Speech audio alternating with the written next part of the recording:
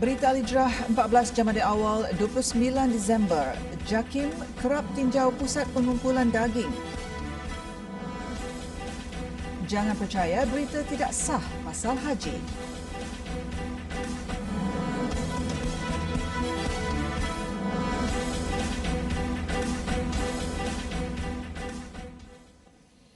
Bismillahirrahmanirrahim. Assalamualaikum warahmatullahi taala wabarakatuh. Berita Al-Hijrah malam ini bersama saya Aziz Arifin. Syarikat yang disyaki memalsukan logo halal dalam kes kartel daging akan didakwa di Mahkamah Session Johor Bahru esok.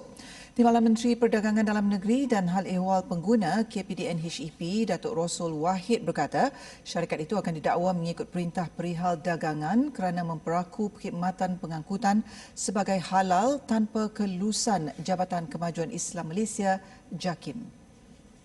Katanya tindakan itu menafikan dakwaan sebelum ini bahawa kerajaan cuba melindungi syarikat terbabit.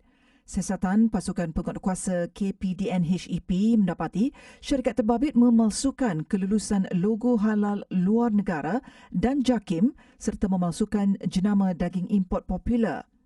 Syarikat terbabit mula beroperasi pada 2014 dan memperoleh lesen sebagai pengimport produk sejuk beku pada 2017. Datuk Rosul berkata, kementerian itu tidak memandang remeh isu berkenaan dan melakukan beberapa tindakan tegas terhadap pihak yang terbabit.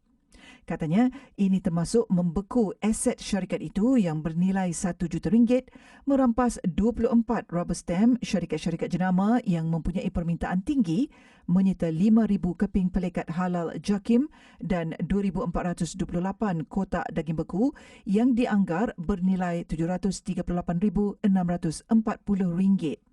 Rosul berkata ujian Jabatan Kimia terhadap sampel daging beku yang diambil daripada gudang berkenaan itu mengesahkan ia bukan daging kuda, kangaroo atau babi.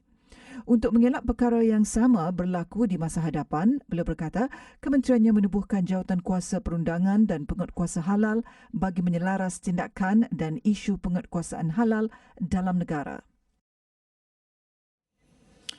Isu keyakinan status halal daging dan produk daging import terus menjadi bualan masyarakat. Rentetan itu, Menteri di Jabatan Perdana Menteri Datuk Dr. Zulkifli Mohamed Al-Bakri melakukan lawatan mengejut ke atas syarikat penyembelihan lembu tempatan.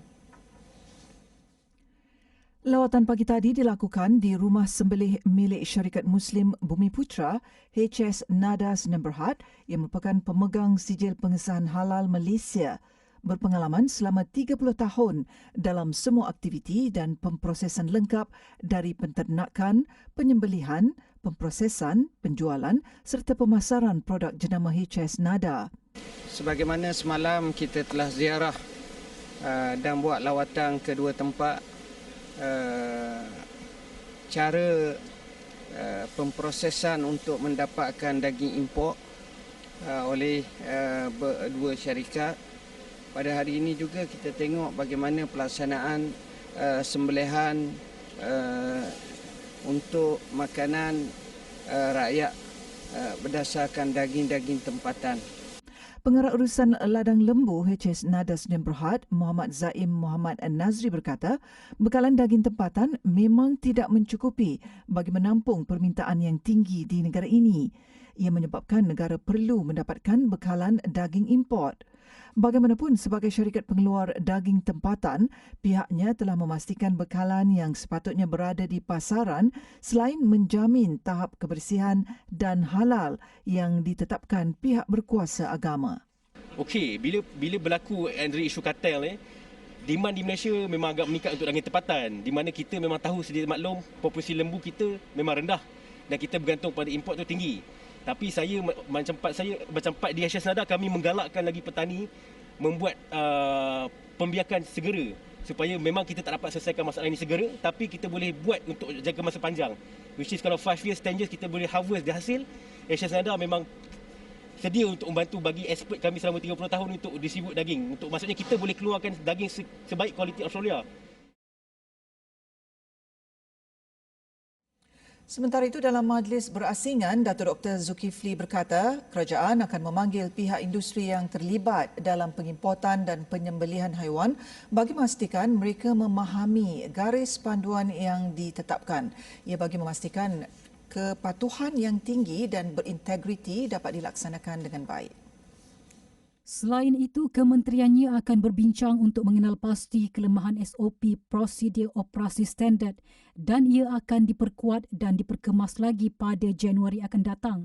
Isu berkenaan mendapat perhatian selepas media melaporkan taktik kartel yang menyeludup daging sejuk beku dari luar negara sebelum membungkus semula daging berkenaan dengan menggunakan logo halal dan menjualnya di pasaran seluruh Malaysia. Dan petang tadi, JAKIM mengeluarkan 6 pelan tindakan menangani isu daging seludup. Dalam kenyataannya, Timbalan Ketua Pengarah Operasi Datuk Abdul Aziz bin Jusoh yang menjalankan tugas Ketua Pengarah JAKIM berkata, perbincangan serta mesyuarat dengan pihak yang terbabit sudah dan akan terus dilakukan dari semasa ke semasa.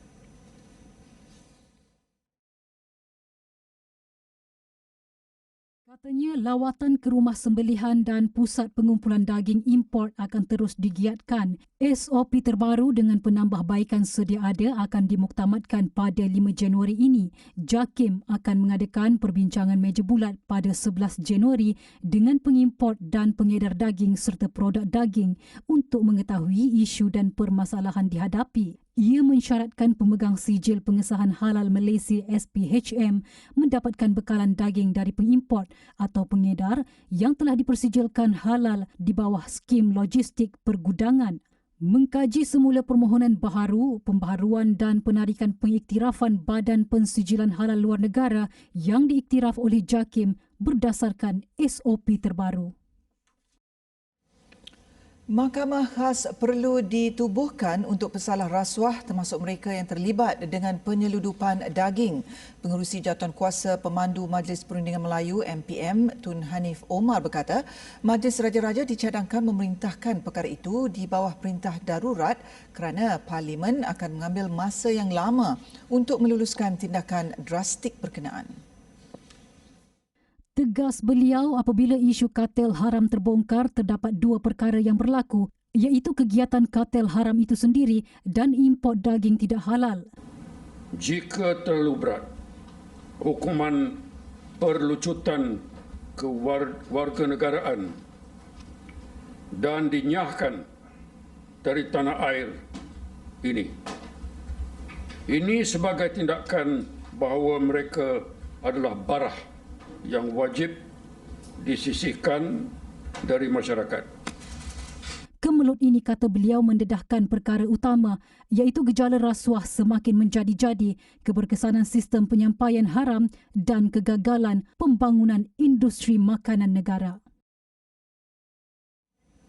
Sebarang butiran pelaksanaan ibadah haji tahun hadapan masih belum diputuskan. Pengarah Eksekutif Haji Tabung Haji TH Datuk Seri Said Saleh Said Abdul Rahman meminta orang ramai agar tidak terpengaruh dengan mana-mana maklumat berkaitan pelaksanaan rukun Islam kelima yang tular di media sosial sejak beberapa hari yang lalu. TH masih belum menerima sebarang makluman rasmi berkaitan dengan urusan ibadat haji untuk tahun 2021 Masihi 1442 Hijrah dari pihak berkuasa Arab Saudi. Menteri di Jabatan Perdana Menteri Datuk Seri Dr. Zulkifli Muhammad Al-Bakri dan pengurusan kanan TH dijangka mengadakan mesyuarat dengan Menteri Haji Arab Saudi dan Menteri Agama Arab Saudi pada awal tahun hadapan. Datuk Said Saleh berkata TH akan mengumumkan keputusan perbincangan dan kesepakatan yang akan diambil oleh pemimpin kedua-dua negara berkaitan dengan isu berkenaan. Mesej dipercayai tular selepas muzakarah haji yang telah diadakan secara dalam talian webinar selama 3 hari bermula 21 Disember lalu. Mesej yang tersebar melalui aplikasi WhatsApp itu mengandungi butiran haji tahun hadapan termasuk jadual penerbangan, tarikh wukuf, kuota jemaah, kos haji yang didakwa meningkat serta prosedur operasi standard SOP yang perlu dipatuhi kerana penularan COVID-19. Untuk sebarang pertanyaan, orang ramai boleh menghubungi talian khidmat pelanggan THCC-TH di 03 6207 1919. Sindiket penyeludupan dadah ke Indonesia bernilai 1.07 juta ringgit melibatkan 23.93 kilogram syabu tumpas menerusi 4 serbuan di Muar dan Johor Bahru baru-baru ini. 4 lelaki berusia 30 hingga 41 tahun ditahan dipercayai bertindak sebagai runner dan penyimpan dadah tersebut. Bertindak sebagai transporter dan juga storage tempat menyimpan syabu dan sebelum disudup keluar ke Indonesia dan ini yang kita dapat ni dalam lori, nanti kita akan tunjuk tempat dia ada special tempat dia orang ni. Turut ditemui 3 liter air ketum dan 480 gram daun ketum. Hasil saringan urin mendapati keempat-empat suspek positif metafetamin. Modus operandi penyeludupan dadah ini adalah dengan menyembunyikan dadah dalam kereta bagi mengaburi pihak berkuasa sebelum dihantar ke Indonesia menerusi jalan laut bagi kegunaan pasaran tempatan. Turut dirampas sebuah lori tunda, sebuah Honda CR-V dan peralatan memproses air ketum. Semua suspek direman 7 hari untuk siasatan lanjut mengikut Seksyen 39B Akta Dadah Berbahaya 1952, Seksyen 30-3 Akta Racun 1952 dan Seksyen 15-1-A Akta Dadah Berbahaya 1952. Sumbangan untuk memerlukan.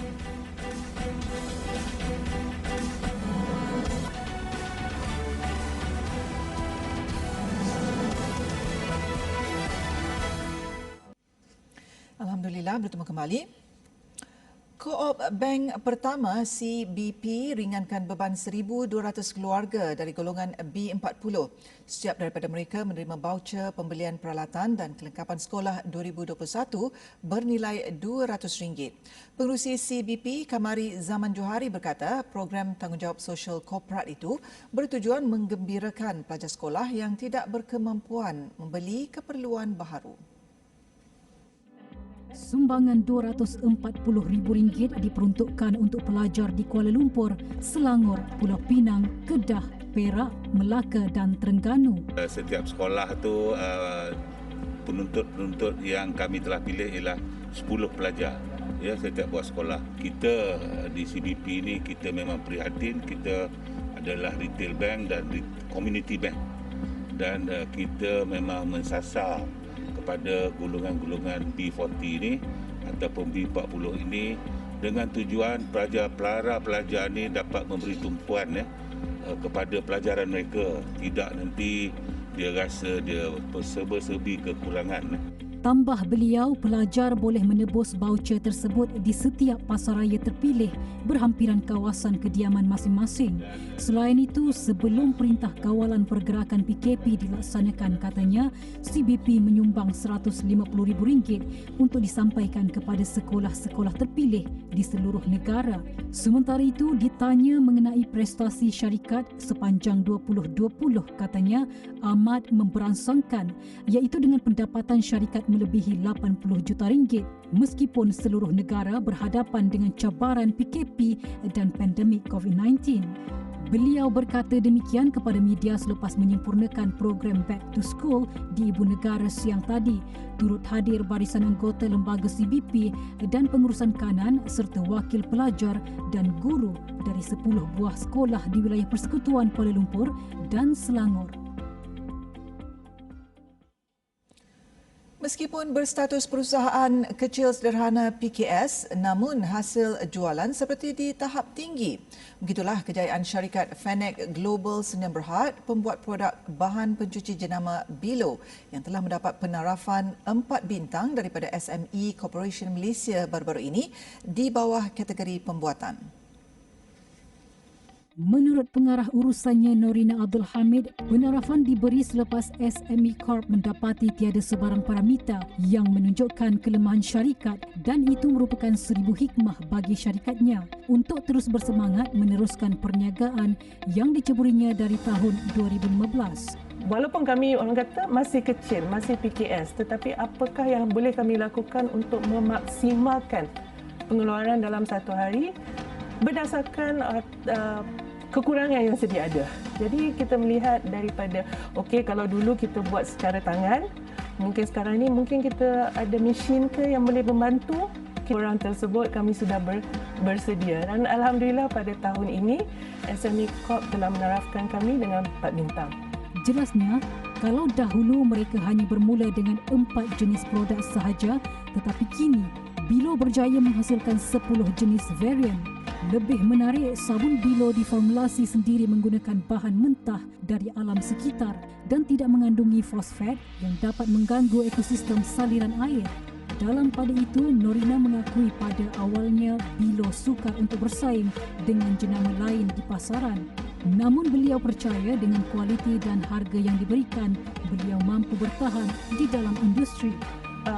Kami mengambil langkah untuk memastikan kualiti produk kami adalah kualiti yang terbaik, mampu bersaing dengan jenama-jenama orang kata yang top ya. Dan kami juga akan usahakan agar harga kami amat kompetitif dengan kualiti yang kami berikan. Menjelang pertengahan tahun hadapan, syarikatnya akan mengeluarkan lagi produk baharu untuk memenuhi keperluan para pelanggannya. Antara produk Bilo yang berada di pasaran adalah pencuci pinggan mangkuk, jenis paste dan cecair, sabun tangan, cecair pembasmi kuman serta cecair peluntur. Flinas Sinergi Sdn Bhd atau lebih mesra dengan panggilan produk mereka Bantal Lena berjaya mengubah status ekonomi lebih 11,000 stokis dan ejen yang berdaftar. Kebanyakan mereka terdiri daripada suri rumah, pelajar dan pelbagai latar belakang. Syarikat ini merupakan satu daripada 6 usahawan yang berkongsi kisah inspirasi perniagaannya dalam program Legasi Perwira yang bakal disiarkan TV Al-Hijrah 8 Januari depan. Ia telah banyak membantu masyarakat menjana pendapatan. Apa yang Lena dapat bantu mereka adalah mereka dapat menambahkan ekonomi rumah tangga diorang. Ada yang suri rumah berjaya menambah income tambahan, ada yang berhenti kerja dapat menambah income bersama dengan Lena. Dalam pada itu, pengasas Flinas Sinergi Sdn Bhd Natasha Nordin berkata, Lena menerapkan ilmu kepimpinan dan pemasaran bagi membantu usahawan baru menjadi khalifah yang bertanggungjawab terhadap ekonomi ummah. Dalam Lena bukan hanya sistem tapi peringatan yang kita ingatkan, kita pula perbagaikan produk lagi untuk diorang bangun. So memang banyaklah support system dan kita set belief system yang baik supaya mereka dah tak lemah dah tak risau sangat dengan pandemik. Sebab pandemik memang akan happen, that is ujian daripada Allah. Tapi apa yang kita nak buat untuk atasi pandemik tu, itu ialah tanggungjawab kita. Menurut Natasha, Flinas Sinergi yang tidak sampai 5 tahun beroperasi tetapi telah mengatur nama. Resepinya mencari ilmu yang tepat dan fokus untuk membantu peniaga di bawahnya mengembangkan perniagaan serta mengharungi pandemik COVID-19. Merajuk jalan kaki di Lebuh Raya.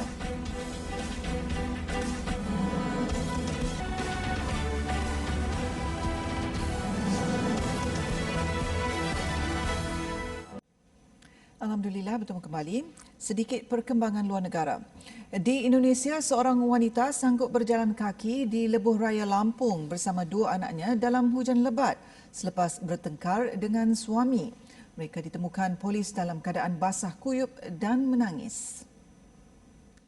Wanita yang dikenali sebagai Marpuah Sari itu memberitahu baru tiba dari Lampung dari Jambi selepas diajak oleh suaminya. Suami wanita tersebut bekerja sebagai pemandu truk dan dalam perjalanan membawa keluarganya ke Jakarta. Sejurus tiba di Lampung, suami isteri tersebut bertengkar dan Marpuah serta 2 anaknya diturunkan di Lebuh Raya. 3 beranak ini sempat singgah di kawasan rehat ketika melalui Lebuh Raya Lampung dan mereka nekat meneruskan perjalanan ke Jakarta dengan berjalan kaki. Setelah ditemui, polis membawa mereka ke Balai Polis Tegi Neneng dan suami wanita itu dihubungi untuk menjemput mereka. Bagaimanapun, wanita tersebut enggan mengikut suaminya dan pulang ke Jakarta bersama 2 anaknya dengan menggunakan bas.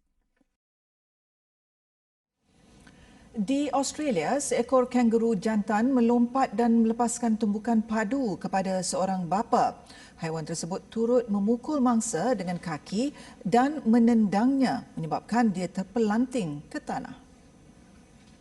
Kanguru besar itu berkeliaran di halaman rumah mereka untuk tempoh yang agak lama dan mula menggali lubang. Lelaki tersebut hanya ingin melindungi anak-anaknya daripada binatang tersebut yang mula bertindak agresif ketika cuba dihalau. Sebaik sahaja dia cuba menghalau binatang itu, ia terus melompat dan mula menyerangnya.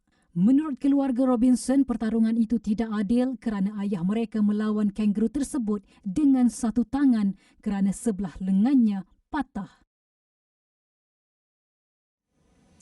Luangkan masa sejenak, renunglah nasib sebahagian daripada kita yang cukup menderita akibat pandemik COVID-19. Sama-samalah kita rasa keperitan hidup mereka yang tua, kanak-kanak, bayi dan yang cacat serta uzur.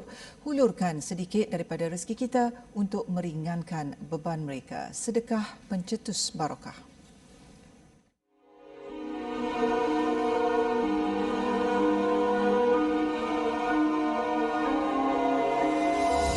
Malaysian Relief Agency MRA. Malaysian Relief Agency MRA. Sama Malaysian Relief Agency MRA. Kinabalu. Malaysian Relief Agency MRA. Malaysian Relief Agency MRA Sabah merayu orang ramai untuk menyumbang menerusi tabung kecemasan OPS COVID-19 2.0 bagi meringankan beban mereka yang terjejas akibat pandemik itu. Hasil sumbangan untuk membantu mereka yang kehilangan sumber pendapatan, pekerjaan dan aset. 18 tahun terlantar sakit dan 3 kali diserang strok membuatkan bekas tentera British Korporal Besara Ahmed Abdullah 85 tahun tidak lagi dapat bertutur. Lebih memilukan apabila dia terpaksa menerima pemergian isterinya Nya Keling 78 tahun pada 22 September baru-baru ini kerana menderita penyakit leukemia sejak 4 tahun lalu. Menurut anaknya Jamila Ahmed, 49 tahun, pemergian ibunya sedikit sebanyak menjejaskan kehidupan mereka sekeluarga, terutama bapanya. Lebih-lebih lagi sebelum ibunya tenat bertarung dengan leukemia, dia yang menjaga keperluan bapanya. Mak jaga sampai mak pun sakit. Mak pergi dulu. Ayah still ada lagi. Sedih jugalah. Tapi itulah dia tak boleh cakap. Korporal Besara Ahmed tidak lagi mampu bertutur dengan baik, namun dia sempat menceritakan tragedi hitam yang pernah dilalui kepada Jamilah sepanjang 4 tahun perkhidmatan dari 25 April 1952 hingga 14 Ogos 1956, iaitu seawal usia 16 tahun, beliau ditembak di kaki oleh musuh dalam sebuah pertempuran ketika berada dalam pasukan The Army and Air Forces Terms of Service Regiment 1961.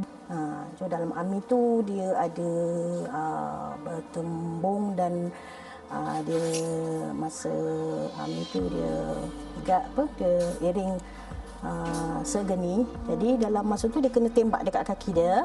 So dalam pada tu kejadian tu berlaku dah berpuluh tahun.